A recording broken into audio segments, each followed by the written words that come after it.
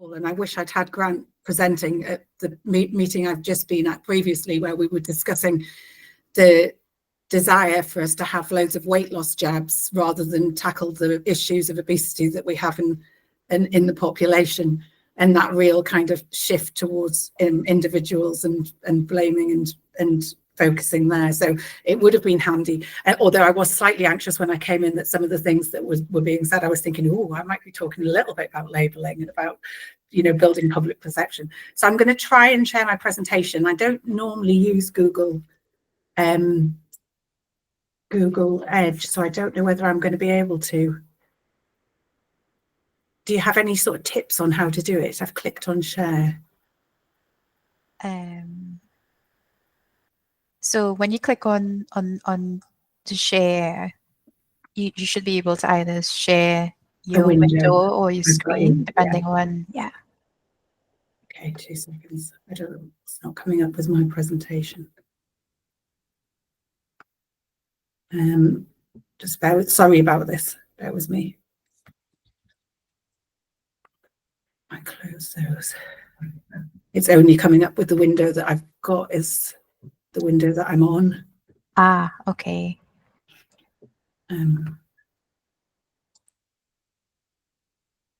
Andy, I've emailed you the presentation. Okay. There's a fallback if fellas can't get it to upload. If that's okay, that'd be great. Apologies for this. So just well, hopefully Andy's going to get my presentation up, otherwise I'll just have to wing it with you. I kind of feel like I'm on a call with people who are real experts in this space. So you know, obviously I have a very particular interest in alcohol harm, and being from the Northeast and being a director of public health across 2 local authorities in the Northeast, it is right that I have that concern. At a population level, half of our population are drinking in a way that's harmful to themselves. But at the same time, I don't have the sort of like background academic expertise that you have with many people on the call. Shall I go for it and say what I was going to say, Andy, and then we can... Sorry, yes, I'm just loading the Oh, presentation. right, okay, brilliant.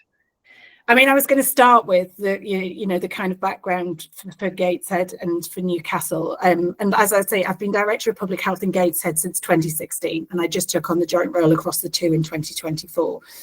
You've probably heard this already, but, you know, we know that alcohol is too affordable. It's 91% more affordable than it was in 1987. Available for as little as 13 pence per unit in the Northeast, and that was based on a balance survey of 2018. So, you know, there will be some changes in that. But we also know it's way too available with over 8,500 premises just in the Northeast alone.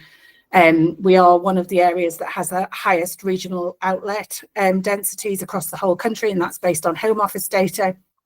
We know that it's available 24/7, 365 days a year, and in locations such as petrol stations and, believe it or not, soft play areas. It's too heavily promoted. You know, we've heard about that, and we know that alcohol marketing does influence children. You know, so we know that some research that was done that demonstrated an awareness of alcohol brands demonstrated that children aged 10 before they leave primary school are able to identify various alcohol brands. It's largely unregulated, and especially online. And I have to say, I met with a mum of a 31-year-old who died just before Christmas in Gateshead, and he'd managed to buy 4 litres of vodka on 4 separate occasions and have it delivered to the house with absolutely no safeguards in place. You know, so there's a whole issue that we've got around the online system, sponsorship of high-profile events. You know, football is the most recent thing for us in the Northeast at the moment with our success at the weekend. And we know also that alcohol industry has access to the heart of government. You know, we saw this in February last year, where there was a health select committee, and the only people who were invited to speak at the first evidence gathering session were funded by the industry. Next slide, please.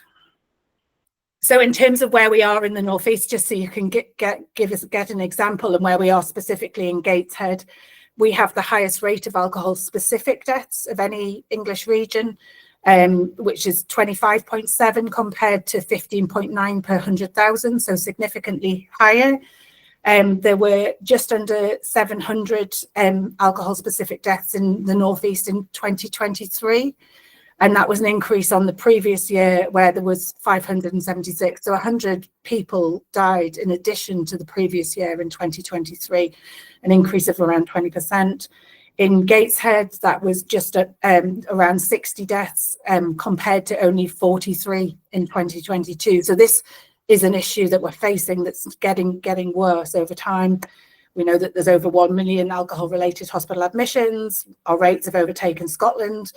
And we know that the average age of deaths for somebody with alcohol-specific mortality was 57, but we also know that there's significantly younger age groups affected. And when you look at the average age of death for all causes in the area that I work in, it's 78. So, you know, a real significant problem.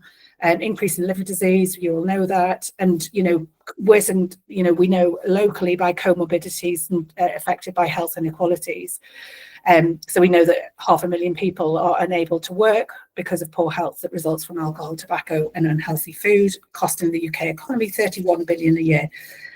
So really, if we're focusing on the wealth and prosperity of the country, you know, this is an issue that we can't continue to neglect any longer. And next slide, please. In terms of the breakdown of costs for Gateshead, we can see that it's got a huge impact on, you know, community safety, cohesion, general well-being in the borough. We've got a really significant impact on our health services, and we, you know, hearing all the time about the pressures that we've got in our beloved NHS. You know, again, we can't fail to address this as an issue if we're going to resolve that problem. We've got a real issue again from an economic perspective in terms of presenteeism, absenteeism and unemployment. And per capita cost, it's around £541 in Gateshead per person, compared to around 485 in England. And next slide, please. So this is what we want, and I'm sure that everybody on the call today will agree. We want a society where alcohol is less affordable, less available, less desirable, and recognised as harmful. We do think that there's an opportunity for alcohol advocacy to be strengthened, and particularly thinking about how we work more closely with tobacco and obesity colleagues and focus on reducing the impact of unhealthy commodities. We know that we need to focus on reducing harm in our most vulnerable groups, and the alcohol paradox, where we see greatest levels of harm in our most disadvantaged communities, even when they are not consuming alcohol to the same extent as more affluent communities. We have got a positive emerging downward trend in consumption amongst young people. So how do we maintain that momentum moving forwards? Because we know that the age groups that are drinking in the most harmful way are kind of the 45 to 55 age group, the age group that I myself sit in.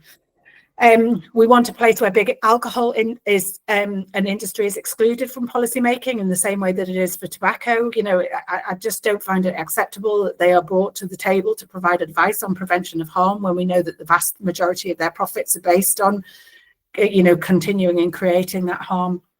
And we want a world where sobriety or low risk consumption are social norms. So not saying that we're ever expecting it to become, you know, sort of alcohol free, but at the same time, you know, that place where social norms are completely changed. Next slide, please. So if I'm talking about this, I want us to think about learning from history, you know, and I think we've got some great progress that we've made on smoking that gives us an opportunity to think about what happened there and what can we learn from it. So next slide, please. So this just gives you a kind of at the start of the framework in 1962, when the Royal College of Physicians wrote their first report around the linking tobacco and cancer. And there's a really interesting BBC interview in the archives where they talk to people on the streets during that time when people are saying, we don't want them to take our cigarettes away. That's something that we enjoy doing. When you watch it, it reminds me exactly where we are with alcohol now. But over the years, we have made progress in terms of, reducing smoking prevalence. But alongside those things, we've taken action on, advertising, marketing, labelling. I'll move on to the next slide so you can see, up to date. Just onto the next slide, sorry. Where we were looking at, focusing on point of sale displays, bans, rises in age, and alongside all of this, we've seen increases in prices. And more recently, over the last few months, obviously, we've got a real ambition around a smoke-free generation. Next slide, please. So legislative measures work. We've seen it with tobacco. This is a Cancer Research UK slide, which I have borrowed for the purpose of this, but you can see all of those interventions have contributed to that decline in smoking prevalence for both men and for women. Next slide, please. And the most important thing for me here is it's contributed to a decline in smoking prevalence for our children and young people. So action on the adult world has changed the world that our children and young people grow up in.